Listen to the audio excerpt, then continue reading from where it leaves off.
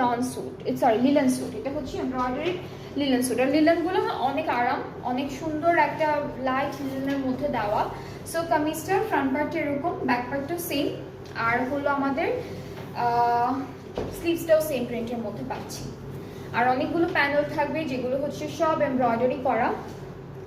এইটা কিন্তু দামান আপু, এই দুইটা হচ্ছে দামানের কর্নারে লম্বা লম্বা করে বসাবেন। আচ্ছা, এইটা বড়টা নেকে বসবে, আর এই দুইটা হচ্ছে স্লিভসের জন্য থাকবে। এটা এটা এখানে 4টা প্যানেল দেখছি আমরা, 4টা আপনারা ভেঙে ভেঙে স্লিভসে দামানে সব জায়গায় বসাতে পারবেন।